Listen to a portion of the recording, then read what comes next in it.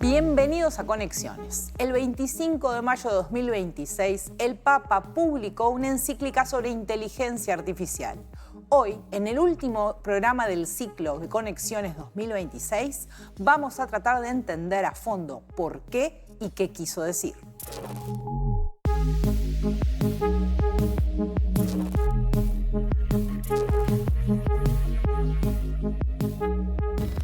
La Iglesia Católica tiene 2000 años de historia, 1000 millones de fieles y una larga tradición de entrar en los grandes debates de cada época.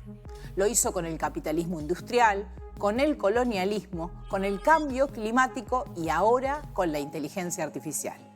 Hoy vamos a entrar de lleno a estas 200 páginas para ver qué es lo que aportan, qué preguntas nos dejan y por qué es importante que un papa se haya metido en esto.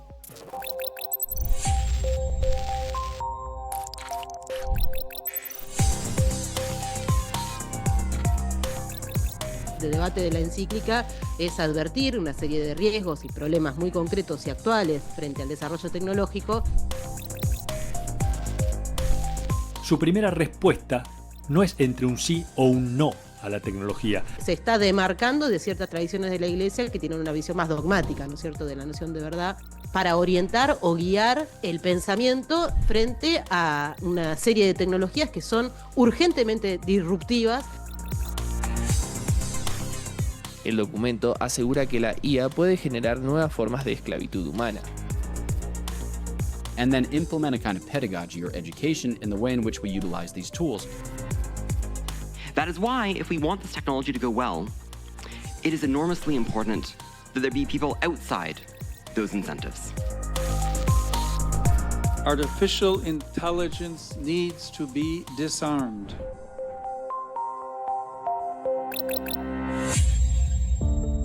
La historia de las encíclicas es la historia de la Iglesia entrando a los grandes debates de cada época. La Rerum Novarum de 1891 fue la respuesta al capitalismo industrial y a la cuestión obrera. La Laudato Si de Francisco al cambio climático. Ahora llegó el turno de la inteligencia artificial. Artificial intelligence needs to be disarmed, freed from logics that turn it into an instrument of domination, exclusion, and death. The word is strong, I know, but deliberately chosen because this moment needs words capable of attracting attention, awakening consciences, and indicating paths forward for humanity. Artificial intelligence already touches many areas of our lives and affects decisions that shape human coexistence. It is also dramatically changing how war is waged. La Rerum Novarum, como dijimos, de 1891 fue la respuesta de la Iglesia a la Revolución Industrial. León XIII observó la situación de los obreros y sus familias desarraigadas y comprendió que la Iglesia no podía permanecer al margen. León XIV dice en el acto de presentación de la encíclica que hoy nos enfrentamos a una transformación de dimensiones similares, con consecuencias tal vez aún mayores. 135 years ago, my venerable predecessor, Leo XIII, observed the situation of factory workers, their families uprooted, and new forms of poverty generated by rapid industrial transformation. He understood that the church could not remain distant. Within an epochal turning point menacing human dignity, the encyclical Rerum Novarum spoke its evangelical and social word about new things underway. Today, we find ourselves facing a transformation of similar magnitude, with perhaps even greater consequences. La encíclica arranca con una premisa que parece simple, pero que hasta hace no mucho costaba aceptar, que la tecnología no es neutral. León XIV dice algo que en Conexiones hemos dicho muchas veces, que la IA que estamos construyendo es fruto de quienes la conciben, la financian, la regulan y la usan. Eso la convierte en un asunto político y moral, no solo técnico. Y por eso la Iglesia decide que es un debate en el que vale la pena meterse. Artificial intelligence needs to be disarmed. Let's not fear artificial intelligence, but constantly keep the question of the human in play. We cannot be careless with our most powerful technical instruments. True development, says St. Paul VI, always concerns each man and the whole man. For this reason, the Church wishes, with humility and frankness, to be part of conversations on artificial intelligence. Uno de los puntos más concretos del documento es su diagnóstico sobre la concentración del poder tecnológico. Las patentes, los algoritmos, las redes y los datos de las personas terminan en manos de unas pocas corporaciones, que son las que fijan las condiciones de acceso, las reglas de visibilidad y las oportunidades económicas para todo el mundo. El Papa lo llama un monopolio que hay que romper. Disturbing conviction expressed in Magnificat Humanitas. Artificial intelligence needs to be disarmed. The word is strong, I know, but deliberately chosen because this moment needs words capable of attracting attention, awakening consciences, and indicating paths forward for humanity. The Church has long been working for nuclear disarmament, aware that every great technical power can affect people's lives, and so must be accompanied by adequate moral discernment and public control. Nuclear disarmament remains a service to peace and the dignity of the human family. In a similar sense, artificial intelligence now demands to be disarmed. León XIV es matemático y canonista de formación. Eso se nota en el documento porque no es un texto de condena moral, sino de análisis de mecanismos, sobre cómo funcionan los algoritmos, cómo se toman decisiones automatizadas, por qué la eficiencia no puede ser el único criterio de valor. True development, says St. Paul VI, always concerns each man and the whole man. Each means that no person can be left at the margins of digital transformation. Whole means that no one can be reduced to productivity, to cognitive performance, or to mere data. The person bears within him or herself a freedom, an interiority, and the vocation to love and worship that no machine can replace or block.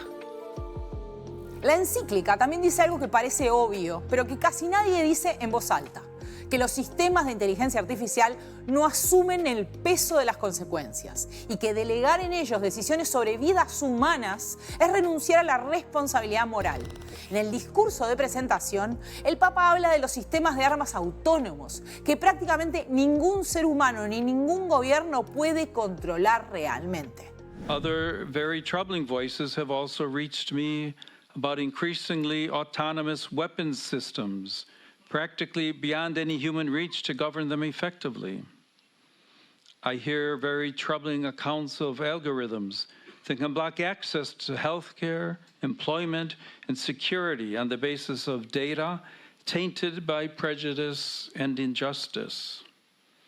And I've heard the silence of those who have no voice when decisions are made. Eva Benamo es filósofa y docente de bioética en la Universidad Nacional del Sur. Nos explica qué puede significar que una institución como la Iglesia entre a este debate. Diría que es una respuesta amplia que abarca distintos aspectos que están enunciados en la encíclica y que para responderla desde un lugar filosófico habría que evitar ser demasiado insidiosos con los conceptos que uno maneja y con los debates en los que uno se mueve o uno más o menos defiende. Mi primera reacción, si uno piensa respecto a estas ideas, es, bueno, ¿qué vamos a responder a un hijo tonto del humanismo, como es este medio tecnológico al que se refiere la encíclica, con más humanismo? Esa podría ser una respuesta chicanera que no va directamente al punto del debate. El punto del debate de la encíclica es advertir una serie de riesgos y problemas muy concretos y actuales a los que estamos expuestos como sociedades frente al desarrollo tecnológico, advertir esos riesgos, exponerlos, digamos, e invitar, como se dice directamente en la encíclica, a buscar soluciones o respuestas que enriquezcan el debate y el desarrollo tecnológico y no lo obturen. Eva Benamo también menciona algo que le parece significativo en la encíclica, y es que el Papa, desde adentro de una institución con tradición dogmática, diga que la verdad es plural y construida en colectivo. Me parece interesante destacar que no me parece fortuito el hecho de que cuando la encíclica arranca menciona la necesidad de entender que la verdad es un constructo social y plural. Ya desde el vamos, digamos, hay una visión pluralista de la emergencia de tal cosa como la verdad dentro de, bueno, en este caso el camino, la verdad revelada, ¿no? La verdad del pueblo de Dios, qué sé yo, no me voy a poner en mi boca un lenguaje que no me es para nada propio, pero diría que se está demarcando de ciertas tradiciones de la Iglesia que tienen una visión más dogmática, ¿no es cierto?, de la noción de verdad. Destaco esta noción pluralista.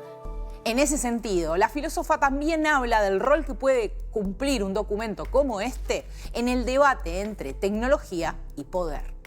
Lo que hace en primera instancia, me parece, es elaborar o tratar e intentar de elaborar un corpus de ideas y que funcionen para orientar o guiar el pensamiento frente a una serie de tecnologías que son urgentemente disruptivas a nuestros modos de organizarnos y de operar y de desarrollarnos tanto individual como colectivamente. En este sentido, ¿cómo se inserta esta encíclica en relación a la historia de las ideas? Me parece que más que una discusión intelectual es un mapa de guerra, digamos. La encíclica usa la imagen de la Torre de Babel como advertencia. La torre representa la tentación de controlarlo todo desde un centro único, aplastando la diversidad. La alternativa que propone el Papa es la reconstrucción cooperativa de Jerusalén, pieza por pieza, entre muchos con conflictos que no se resuelven, aplastando a quienes piensan diferente. Su primera respuesta no es entre un sí o un no a la tecnología, sino entre construir una Babel o reconstruir Jerusalén, entre un poder soberbio y autosuficiente que pretende dominar el cielo, segregando, dividiendo y generando injusticia, y otro poder que apunta a la convivencia fraterna, curando, conectando, cuidando y educando. Evitemos el síndrome de Babel, la idolatría del lucro, que sacrifica a los débiles, que homogeneiza y aplana diferencias, que utiliza un lenguaje único capaz de traducirlo todo en datos y rendimiento. Y a cambio, elijamos el camino de Nehemías, que pone en primer plano el trabajo compartido, el de edificar juntos en la escucha y el diálogo un terreno común. Bueno, para seguir profundizando en este tema, estamos con Francisco Reilly, que es doctor en filosofía, docente de la Universidad de Montevideo e investigador. ¿Cómo estás? ¿Qué tal? ¿Cómo estás? Muchas gracias por la invitación. Bueno, empecemos también un poco para entender el contexto y el marco en el que se da esta encíclica, ¿no? ¿Por qué es tan importante una encíclica? ¿Qué es? ¿No? Porque ¿de qué estamos hablando cuando hablamos de una encíclica? Bien, yo creo que lo primero es que las encíclicas en el siglo XX, o en realidad fines del XIX, empezaron a ser una cuestión que quizás para los que no están familiarizados con los documentos pontificios y demás, primero está dedicado a los obispos, a los cristianos y demás, pero desde hace no mucho tiempo tiene una palabra que dice a los hombres de buena voluntad, ¿no? Como al mundo. Como digamos. al mundo, ¿no? Como diciendo, y muchas veces tienen que ver con inquietudes que surgen desde el seno de la Iglesia, pero que entiende la Iglesia que puede colaborar a la conversación pública, ¿no? De hecho, esta encíclica surge por un León XIV que casi todo el mundo intuye que está inspirado en León XIII y es una encíclica que tiene un aire de familia o pretende ser un aire, dialoga, claro, con Rerum Novarum, que es la encíclica que saca León XIII a partir de la cuestión de la revolución industrial y el nuevo mundo del trabajo y los levantamientos obreros y la cuestión de decir, bueno, la revolución industrial viene a traer un problema a cómo se va a cohesionar las comunidades. La Iglesia tiene que conversar, ¿no? Conversar con todos, o sea, con el laico de a pie, con el obrero, con el empresario y demás, pero sin duda que también eso es una cosa de esta encíclica y de muchas otras, pero esta me parece que hay que rescatarlo, que es una invitación. Miren, este es un tema, no vengo a decirles qué hay que hacer, vengo a decirles que hay que hacer algo, ¿no? Y en ese sentido, sí, en ese sentido marca esa cuestión que hoy dentro de la Iglesia se llama sinodal o dialógica, conversacional, y que es esa propuesta, esa invitación. ¿Sí? ¿Y por qué? Para entenderlo también, porque uno mirándolo de afuera, después vamos a ir viendo si habla solo de eso o de qué está hablando cuando habla, pero ¿por qué el Papa decide hacer una encíclica sobre la inteligencia artificial y sobre el impacto de eso en el mundo? Genial. Yo creo que ese es como el marketing, vamos a decirlo de una manera, ¿no? O sea, porque si uno lee el texto explícitamente sobre IA, habla un capítulo nomás, ¿no? Es decir, el resto tiene distintas inquietudes. Pero yo creo que la inquietud válida es que estamos en un momento de cierta incertidumbre, en un momento donde lo humano, por eso el título, ¿no? Quizás un detalle más de las encíclicas llevan el nombre de las primeras palabras de la encíclica. Por eso siempre se utiliza, o sea, digo, no es que se arranca escribiendo como cualquier persona arranca, sino, bueno, vemos cómo arrancamos después o en función a lo que queremos, ¿no? Entonces, sin duda que el título siempre es como explicita cuál es el espíritu. Entonces, a mí lo que me gusta, yo soy medio fanático de la ciencia ficción, pese a ser medievalista, y por eso este entorno me encanta, pero decir... Pero, el Papa cita a Tolkien, además. Claro, cita a Tolkien, o sea, sí, yo hubiera citado a Bradbury, pero es un tema de gustos. Pero lo que voy es, sí me parece que es interesante que la ciencia ficción, por lo menos la que yo leo, arranca como diciéndote, te voy a hablar de la IA, pero después te termino hablando de la vida humana. Y me parece que el espíritu de la encíclica es un poco así. ¿Pero por qué? Porque en el fondo la tecnología está al servicio de la humanidad y lo que él viene a decir es, bueno, arrancamos pensando esto, pero fijemos cómo estamos perdiendo nuestra humanidad, ¿no? Cómo estamos perdiendo esa... o cómo estamos... no perdiendo, sino invisibilizando la humanidad, ¿no? La dimensión humana. ¿Hasta qué punto delegar acciones en agentes no humanos es responsable, ¿no? O sea, a ver, una cosa es que yo delegue, no sé, lavar la ropa en la lavadora y que de hecho es un cierto bienestar para uno, y otra cosa es que yo delegue, como lo dice el Papa, es decir, la decisión de si el dron estalla o no estalla en una habitación donde está el objetivo, ¿no? Y en un contexto determinado, ya para entrar como muy fuerte a la inquietud, ¿no? Es decir, bueno, ¿hasta qué punto está eso? Y después delegar... Porque él dice una cosa como una frase que los que venimos trabajando en tecnología y en el programa lo hemos usado, la hemos como abordado tangencialmente, o un poco ese concepto, pero la dice como con una potencia, y es que la tecnología no es neutra. Bien. ¿No? A ver, cualquier persona que haya leído un poco sabe que la tecnología no es neutra. Digo, que haya leído, me refiero a...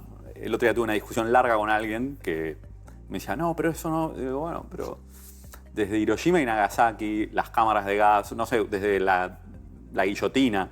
O sea, por pensar, porque a veces tendemos a asociar la tecnología meramente con lo digital, ¿no? Sí, siempre se pone el ejemplo del cuchillo. Claro, por ejemplo, el cuchillo, ¿no? Bueno. Entonces, depende de quién lo tiene en la mano, depende para qué. O sea, está toda la conversación en torno a la energía atómica, en torno a muchas cosas. Y en el fondo es el tema de decir, bueno, la tecnología sería neutra si no estuviera en manos de nadie. O sea, por el cuchillo de la piedra, no sé, si uno piensa en 2001, es como la historia de la humanidad vista desde ahí, ¿no? Entonces, la cuestión de fondo es, nosotros no podemos desarrollar una tecnología sin una comunidad que la acoja.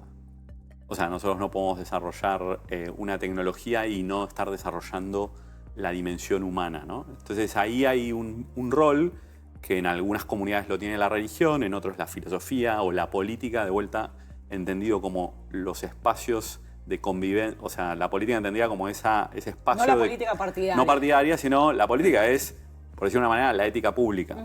Entendida, yo en eso soy medio aristotélico, todo para mí es como, bueno, es lo que surge, la política es las convenciones que fuimos creando a partir de buenas prácticas que dijimos por acá va, y bueno, y va evolucionando, y va desarrollándose, pero de alguna manera en el siglo XX podemos pensar que la tecnología fue dándose de la mano de la tecnocracia y de un pensamiento más utilitario y donde lo humano va desapareciendo, ¿no?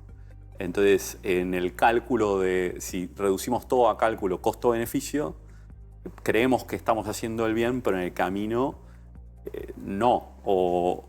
Entonces ahí es donde decís, bueno, volvamos, o sea, esta idea de desmantelar y veamos a ver en dónde mirar está. para adentro. Mirar para adentro, claro, y decir, bueno, ¿es lo que queremos?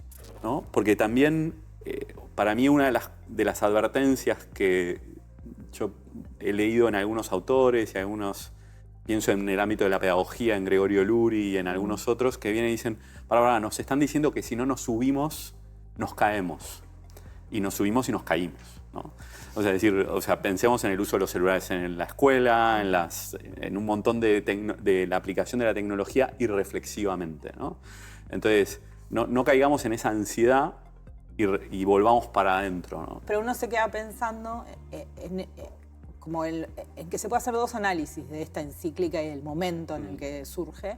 Y es, uno podría decir, bueno, llega tarde, o al revés, uno podría decir, como una institución que justamente tiene una consideración del tiempo muy distinta, sí, ¿no? Porque tiene 2000 años de historia, viene y dice, hay que hacer pausa acá. No dejemos que esto nos empuje si no podemos reflexionar sobre lo que está pasando. Sí. Bueno, yo creo que ahí hay dos cosas. Yo creo que si uno ve la historia de la Iglesia, tiene muchas experiencias en haber salido muy rápido y ser incomprendida, y haber salido tarde y ser denunciada, ¿no? Y entonces, pero sin duda que tiene esa pausa porque tiene un background, o sea, tiene una tradición que puede decir, bueno, ya lo decíamos, ¿no? De decir, pero ya también es un poco cansino decir, ya lo sabemos. Entonces, me parece que yo creo que es el momento, o sea, también es conseguir los interlocutores. O sea, no es casual que el de Anthropic haya estado en el lanzamiento, porque, bueno, hay que pensar que son los mismos tecnólogos, por denominarlo de alguna manera, que los que se están diciendo, no sabemos lo que estamos haciendo. Exacto. Porque de hecho, en la encíclica se lee, no está hablando de regulación pensando en que el Senado saque una ley. No. Está hablando de una regulación pensando en la comunidad, tiene que pensar cómo queremos usarla. Y que eso también va muy de la mano de lo que es la doctrina social de la Iglesia, que es decir, bueno, nosotros no necesitamos un Estado que venga a decirnos qué hacer, necesitamos generar comunidades, familias, organizaciones civiles, o sea, pensemos en la escuela, que tenga conciencia de cómo aplicar esto. Que no lo hagamos normativamente, sino lo hagamos en vistas del bien que estamos queriendo generar, ¿no? Entonces, me parece que en ese sentido es bastante interesante cómo lo aborda. Por esto mismo comentábamos hace un momento, que es, no viene a dar una solución, viene a proponer una conversación. Entonces, todos están invitados. Y ahí me parece que hay una cierta sabiduría recogida de años, donde y también vuelve a poner sobre la mesa cuestiones que estaban muy en un ámbito medio libresco, por decirlo de una manera, ¿no? De una cosa de decir, bueno, lo sabíamos, los que leíamos esto, la gente que había estudiado esto, pero hoy nadie sabe, o sea, yo soy docente y cada vez los alumnos están más lejos, ¿no? O sea, no puedes usar los Simpson como herramienta pedagógica porque no lo saben quiénes son. O sea, imagínate usar, no sé, un autor del siglo XIV, del siglo XII, no. Entonces, me parece que el ejercicio también, la invitación es, bueno, hagamos una renovación de estas conversaciones, volvamos a comprender. Y además hay otra cosa que es importante, ¿no? Los conceptos, si no los vivimos, no los entendemos. Entonces, me parece que ahí hay muchas cuestiones. O sea, me viene a la cabeza toda la cuestión del desafío que tenemos en educación. O sea, y entender que el aprendizaje que es una cosa que él rescata en el documento, el aprendizaje no tiene que ver con contenidos, o sea, el contenido sí, pero tiene que ver con cómo yo me apropio del contenido. Bueno, una cosa que en general, y también lo hemos abordado varias veces, que es interesante de este debate de la inteligencia artificial, es que más allá de la tecnología en sí misma, vuelve a traer debates o conversaciones que son antiquísimas, por ejemplo, en la filosofía, como qué es una persona, qué es la inteligencia, qué es la conciencia, ¿no? También qué es aprender, ¿no? O sea, por eso trae, y ahí también el Papa en algunas cosas deja sobre la mesa. Cuando habla de persona, por ejemplo, es interesante pensar de qué persona, de qué habla cuando habla de persona. Sí, bueno, a ver, lo que hay que pensar es que el concepto de persona es un concepto teológico. O sea, no la palabra persona, sino que el concepto de persona como nosotros lo usamos con la connotación de la dignidad de la persona humana, los derechos humanos, etc., tiene su raíz en un autor romano del siglo V. ahí sale mi medievalista, ¿no? De decir, pero que es Boecio, ¿no? Que dice, bueno, persona es sustancia individual de naturaleza racional, ¿no? Es decir, que tiene que ver con el pensar, pero claro, lo que nos pasó que por analogía a la IA se le llama inteligencia, pero en realidad no es inteligente, y con esto no quiero decir que no sea superpotente, la uso, digo, no estoy diciendo ludita. Sino, ¿qué quiere decir ¿qué quiere decir inteligente? Y persona también tiene que ver con un yo, pero no un yo que se pronuncia como el loro de casa o como la IA, sino con que yo soy responsable de mi propia vida, yo tengo una apropiación de mí distinta. Y por eso ahí el Papa en una parte al principio se mete en la cuestión del tema básico de la encíclica, que es, bueno, ¿qué es la dignidad humana? Y hace una distinción que me parece que es muy interesante. Claramente es una comprensión desde dentro de la tradición cristiana, pero es la dignidad, y que fue lo que le generó a la tradición cristiana su verdor, pero también su choque con algunas otras teorías y formas de ver las cuestiones, que es la dignidad tiene que ver con el mismo hecho de ser lo que soy. Y después está la apropiación o el reconocimiento, ¿no? La comprensión de la dignidad de tengo una vida digna, perdí mi dignidad o no. ¿Qué quiere decir cuando yo digo, bueno, esta persona ya no es digna de estar en esta casa o de no estar en esta comunidad? Uno dice, bueno, todas esas son morales, políticas, otras formas de dignidad que sin duda tenemos que conversar. Pero la dignidad constitutiva no la pierde nunca nadie. Entonces eso lo pone sobre la mesa, que puede tener, ha dado y sigue dando un montón de contextos de discusión, pero sí me parece que lo plantea desde otro lado, no desde los lugares clásicos del debate de aborto, eutanasia y demás, sino en otro contexto. Es decir, bueno, pero si esa dignidad es esto, vamos a la parte educativa, vamos a la parte del trabajo, vamos a la parte de la dignidad constitutiva me lleva a tener la necesidad de desarrollar una dignidad social, una dignidad moral, o sea, de colaborar en ese desarrollo. Pero tengo que poner los medios para actualizar, claro, y entendiendo que esa dignidad nuclear me responsabiliza como comunidad a promover la otra, ¿no? Entonces, me parece que da ahí un marco para entender, o sea, permite en la conversación explicar un poco mejor cuál es esa propuesta que tiene milenariamente, como decías, la Iglesia, y que no es, y sacarla a veces de los debates de trinchera, ¿no? Reaccionarios, hijos de, bueno, que la Iglesia no renuncia a esos debates, pero dice, bueno, pero vayamos a la vida cotidiana, no a las fronteras. Y en la vida cotidiana hay una responsabilidad en esto, ¿no? Y hay un desafío o sea, el pensamiento, el otro día conversábamos con alguien y decíamos, bueno, Rerum Novarum era el obrero porque la tecnologización, bueno, ¿quién es el desamparado? ¿En qué está pensando la encíclica? Y lo que es interesante es que ya no es una cuestión vista en clave marxista, no es una cuestión de clases, porque en el siglo XIX claramente hay una cuestión de clases. Hoy todos están o sea, la vulnerabilidad de cómo me apropio de esa dignidad la tienen cualquier persona que no tenga una cierta fortaleza para enfrentar la pereza, o sea, digo, porque la IA, no hay que olvidarse, la tecnología es epicúrea. Lo que busca es el placer del que lo usa, ¿no? Siempre. Entonces decir, bueno, ¿por qué voy a leer el libro si me hace un resumen? ¿Por qué me hago esto? Si ya me escribe el artículo. Me escribe el artículo y yo, claro, yo leí el libro, pero me da pereza escribir, corregir, volver a leer, no, si lo paso, no. Es decir, bueno, volvamos atrás y digamos, bueno, es una herramienta, sí, pero ¿qué quiere decir hacerme cargo?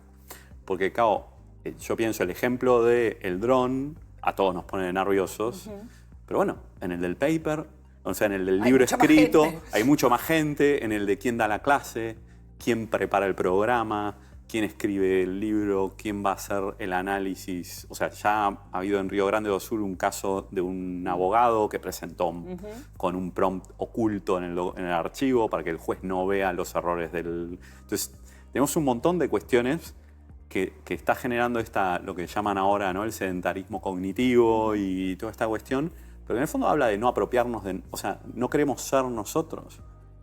O sea, por eso es un viaje interior que a mí siempre me venía a la mente cuando leo y me viene ese fragmento del Principito donde no me acuerdo ahora aquí cuál es el personaje que le ofrece poner como agua corriente para que no tenga que ir a la fuente a buscar agua.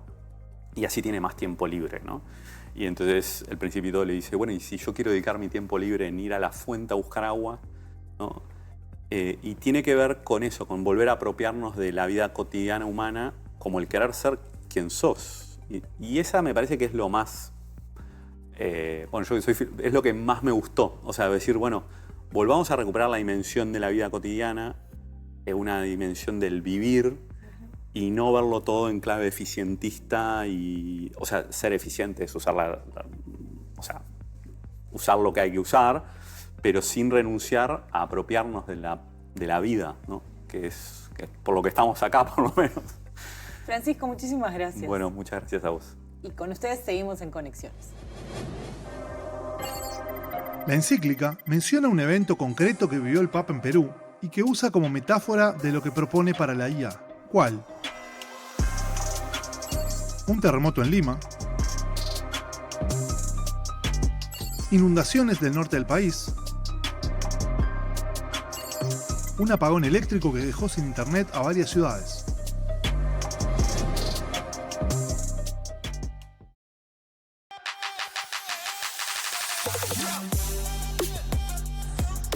León XIV estuvo en Perú como obispo de Chiclayo cuando el lodo se llevó hogares y carreteras enteras.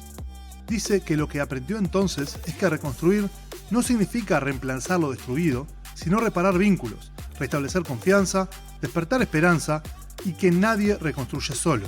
Esto es exactamente lo que propone para la IA. No tirarla abajo y empezar de cero, sino reconstruir desde adentro entre todos, sin que nadie quede fuera de la conversación. Bueno, hoy, si vamos a hablar de la encíclica del Papa, teníamos que hacer el segmento con nuestro productor Joaquín Moreira, que está acá. ¿Cómo estás, Ana? Todo bien, y arranco con lo primero que probablemente se haya preguntado mucha gente cuando arrancó este programa. Sí. ¿Por qué el Papa habla de inteligencia artificial? ¿Nos importa que el Papa hable de inteligencia artificial? Todo el mundo está hablando de inteligencia artificial. ¿Por qué él no puede hablar? Esa es la primera pregunta que podemos hacernos. No, pero creo que hay un par de cosas que son importantes acordarse, y es que el Papa es el líder de la Iglesia Católica, pero también es un jefe de Estado y también es un académico. Un intelectual. Exactamente. O sea, recordemos que no solo él tiene formación en matemática en particular, sino que en realidad todos los cargos altos de la Iglesia han pasado muchos años en instituciones académicas que, bueno, no todas son universidades en el sentido que nosotros las entendemos, pero las discusiones doctrinales, las discusiones teológicas son discusiones fuertemente académicas. De hecho... Gente que lee mucho, además. No, y además, de hecho, las universidades, una de las grandes fuentes de las universidades contemporáneas son esas discusiones de teología. Digamos que las primeras universidades tenían su escuela de artes liberales y además su escuela de teología, y era como el lugar importante. Y mucho de lo que hoy entendemos como ciencia surge de esos espacios. Entonces, digamos, no es que esté diciendo con esto que tiene un lugar prioritario, pero sí que tiene un lugar importante, y es importante en ese sentido. Y además, a todo eso hay que sumarle que en general, cuando un documento como este se escribe, no es que fue el tipo, agarró, se sentó en la computadora y escribió. Lo escribe solo, probablemente. Claro, o sea, de hecho antes ya había un documento previo, que no me acuerdo exactamente el nombre, creo que es una carta apostólica, sí. Es un documento Quo Vadis Humanitas, que justamente va sobre muchos de los mismos temas, es un documento preparatorio. Y hubo una serie de debates en los cuales participó gente de la industria. Estuvo el caso de Chris Ola, es el más obvio, pero también estuvo Dario Modei en la vuelta. Y hubo mucha más gente de la academia, sin duda italiana. La academia italiana está muy en contacto, por razones obvias. Por razones obvias, en dos sentidos. Está ahí el Vaticano, pero además el Vaticano tiene universidades que son universidades que tienen, carreras que no son solamente teología, ¿no? Estamos hablando de universidades que efectivamente están trabajando estos temas. Exactamente. Entonces, y por eso es que la encíclica uno la lee y claro, por eso alguna gente se puede sorprender, los que no conocen la historia de la Iglesia, un poco es algo que comentaba Francisco hace un ratito, por ahí se sorprenden de que pase esto. Y sobre todo se sorprenden de empezar a leer y no encontrar un montón de sermones eclesiásticos, algo de eso, sino encontrar efectivamente que está hablando de cosas que no solo está dando cuenta de los problemas técnicos efectivos, sino que además, y eso es clave, está haciendo comentarios filosóficos, comentarios técnicos, comentarios científicos.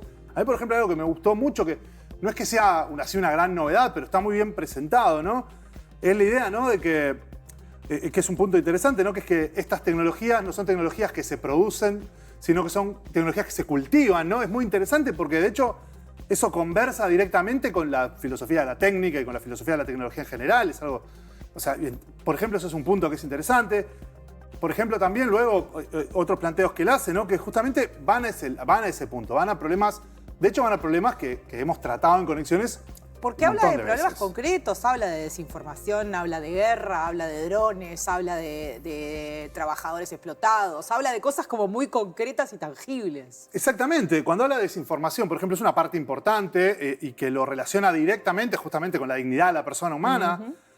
Lo mismo con el trabajo, ¿no? Con la cuestión de los cambios que generan el trabajo. Y sobre todo, parece un documento que está informado. O sea, no es un documento que no tenga nada que ver con nada, ni es un documento que presenta unas posiciones. Hemos visto muchos discursos sobre inteligencia artificial. Ahí te iba a decir, cualquier cosa, ahí ¿no? se distingue, ahí yo creo que hay más una potencia del Papa como académico que del Papa como jefe de Estado. O sea, hay algo que en general ha sido bastante superficial, es la aproximación de la política a estos temas. Sí, sin dudas.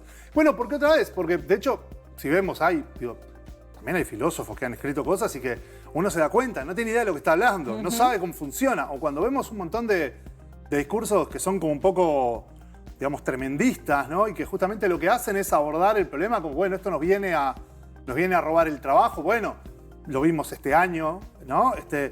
Bueno, en todo caso, sí, viene a generar unos cambios en el mundo del trabajo que, como otras tecnologías, llaman la atención. En ese sentido, no es menor, otra vez, la referencia constante, ¿no? a la Rerum Novarum, ¿no? No es nada menor. Que significa justamente de las cosas nuevas o acerca de las cosas nuevas. Bueno, en cierta medida, él dice, la cosa nueva de esta época es esta. Es esto, ¿no? Es las plataformas digitales, es la inteligencia artificial, y va sobre eso. Y también, en ese sentido, bueno, justamente, aborda el rol de los algoritmos en las plataformas, que es algo que, bueno, también hemos trabajado. Parecería que el Papa había conexiones. Sí, se ve que no hay pruebas de que no. Está en YouTube, así que me quedo con ¿por qué eso. no? Claro. Pero justamente son esos problemas. Bueno, la cuestión del trabajo, él no dice simplemente nos va a robar el trabajo, sino que se pregunta qué condiciones de trabajo genera esto.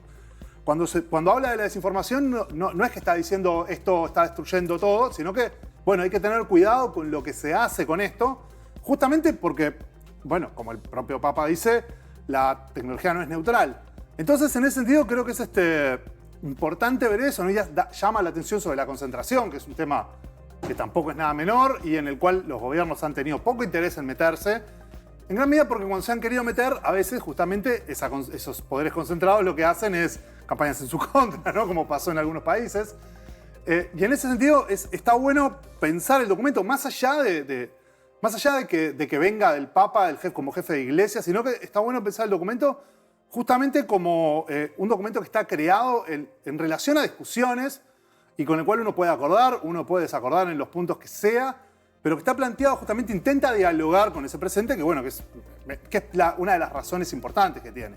Sobre todo en una época en la que la mayoría de lo que se está hablando de inteligencia artificial en todos lados es trivial, es superficial, es como un poco banal por momentos.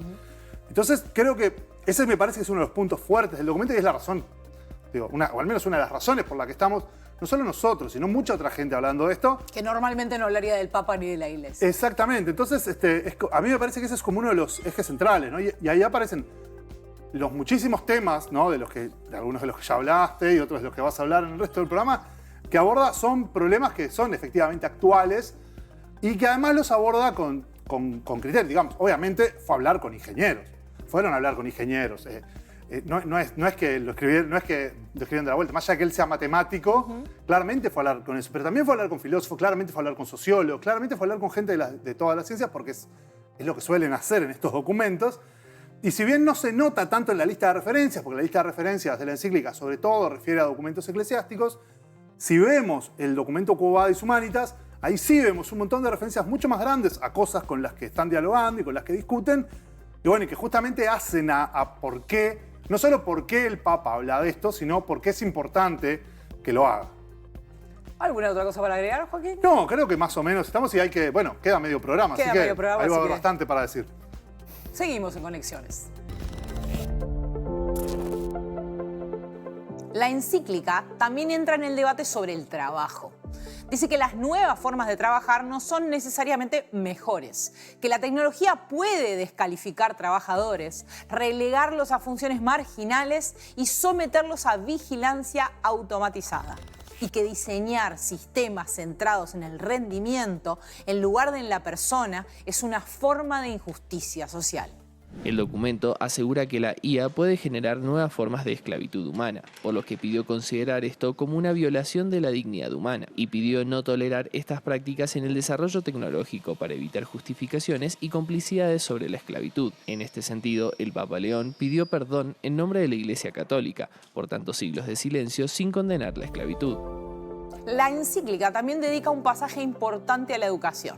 Alerta contra el riesgo de que las máquinas perfectas hagan parecer inútil el pensamiento humano y llama a una alianza educativa renovada para que en los jóvenes no se apague el deseo de hacerse preguntas. No es una advertencia contra la tecnología en el aula, es una advertencia contra la pasividad intelectual que eso puede generar. Especially problematic with non-symbolic AI, which is doing these statistical or probabilistic judgments, about hallucination and stuff like that, but also the way in which the data is marshaled it's the type of thing for which we need to be on the lookout, disinformation that is. So we need to work towards transparency, safeguard privacy, and then implement a kind of pedagogy or education in the way in which we utilize these tools. Because if kids are exposed to them at a young age, they're just going to get eaten alive. So we need to be good stewards of the technology. Then I'll talk about the value of work. So obviously, AI is putting a lot of people out of their jobs. Otro de los pasajes del documento está dedicado a un tema del que hemos hablado en un montón de conexiones, la tensión entre innovación y regulación. Sobre esto también nos habla Eva Benamo.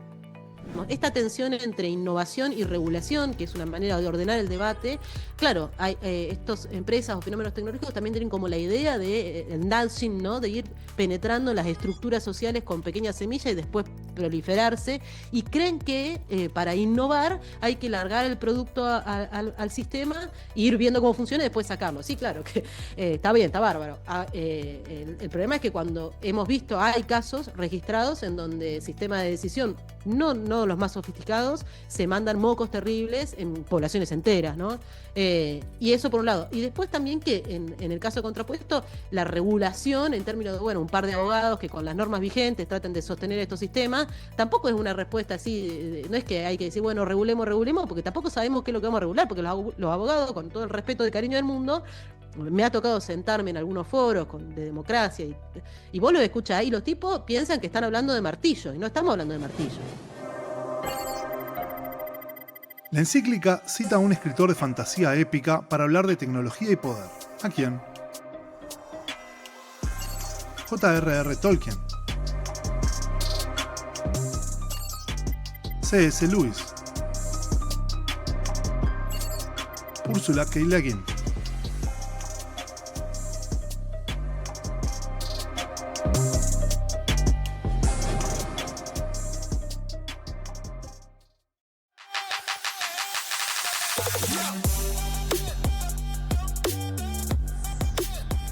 El Papa cita El Señor de los Anillos para hablar del riesgo de una tecnología que concentra el poder en pocas manos. Esto ha sido interpretado como una referencia crítica a algunas de las grandes tecnológicas. Palantir, la empresa de vigilancia e inteligencia artificial de Peter Thiel, que trabaja con el Pentágono y con ICE, entre otros, toma su nombre de las piedras videntes del Señor de los Anillos, que permiten ver todo desde cualquier lugar. Los servidores de Amazon se llaman Númenor y Mordor, ciudades del mundo del Señor de los Anillos. Hay modelos de lenguaje que se llama Gandalf. El Papa los cita para decir exactamente lo contrario de lo que ellos sugieren, que el anillo hay que destruirlo, no usarlo. Seguimos en Conexiones, hablando de por qué a la Iglesia Católica y a León XIV se les ocurrió hablar de inteligencia artificial. El último capítulo de la encíclica es el más político. El Papa dice que la humanidad se está deslizando hacia una cultura violenta del poder que normaliza la guerra y el uso de inteligencia artificial en sistemas de armas. Other very troubling voices have also reached me about increasingly autonomous weapons systems, practically beyond any human reach to govern them effectively. Alongside the Pope, one of the founders of the AI company Anthropic. That company at odds with the government over the potential use of its AI on the battlefield, telling the Defense Department it doesn't want its tech used in unmanned weapons that have no human oversight. Its founder also worried about the technology's impact on society more broadly. There is a real possibility that AI will displace human labor at a very large scale. If that happens, supporting those displaced will be a moral imperative of historic proportions. As AI becomes more prominent, concerns about its potential impact are growing too. Hay un detalle que pasó casi desapercibido en la presentación de la encíclica, y es que entre los invitados al acto en el Vaticano estaba Christopher Olah, cofundador de Anthropic, la empresa que mantiene un litigio con la administración de Donald Trump por negarse al uso militar irrestricto de su tecnología. Anthropic se niega a levantar las restricciones éticas que impiden que Claude sea usado en armas autónomas sin supervisión humana o para vigilancia masiva de estadounidenses. Su CEO, Darío Amodei, se reunió con el secretario de Defensa Pete Hegseth, pero mantiene su postura de seguridad responsable. El caso refleja el creciente debate entre seguridad nacional y ética en la inteligencia artificial y cómo las agencias de defensa presionan a empresas privadas para usos militares de IA avanzada. Olah dijo algo en el Vaticano que no suele escucharse de voces como la suya, que todos los laboratorios del mundo, incluyendo el suyo, operan dentro de incentivos que pueden entrar en conflicto con hacer lo correcto. La presión comercial, la geopolítica, la ambición. Y que por eso necesitan gente de afuera, sin esos incentivos, dispuesta a decirles cuándo están fallando. Someone who chose this work out of a desire to help things go well for humanity. Every frontier AI lab, including Anthropic, operates inside a set of incentives and constraints that can sometimes conflict with doing the right thing. The pressure to stay commercially viable and to stay at the frontier of research. Geopolitical pressure and the older, plainer pressures of pride and ambition. No matter how sincerely any of us intend to do the right thing, and I believe many of us do, we will always be influenced by those incentives. That is why, if we want this technology to go well, it is enormously important that there be people outside those incentives.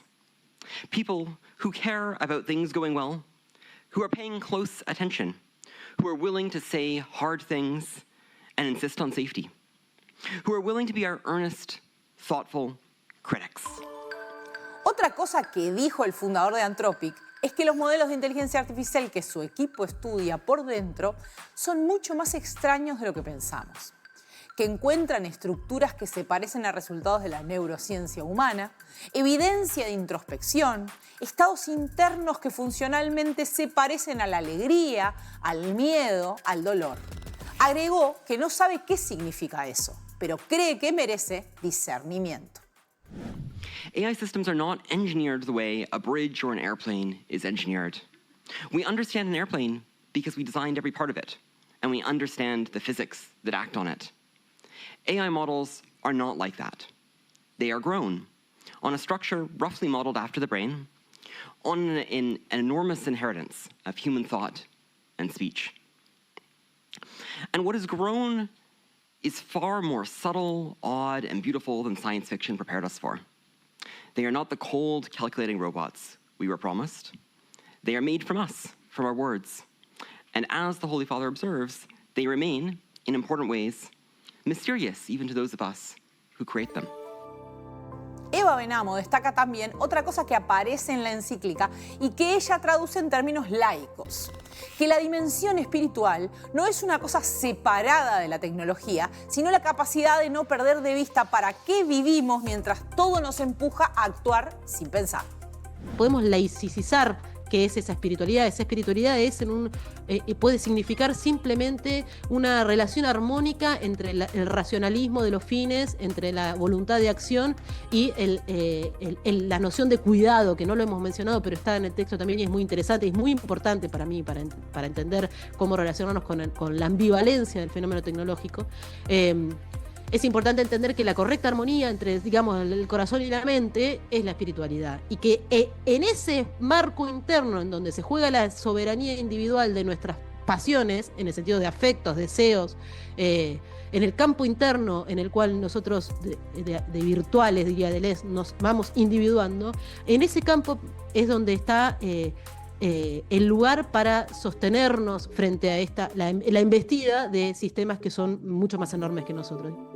La encíclica termina diciendo que la humanidad puede atravesar este salto tecnológico sin que sea ni una catástrofe ni una salvación. Y de ahí surge una convicción con la que hemos cerrado muchas conexiones.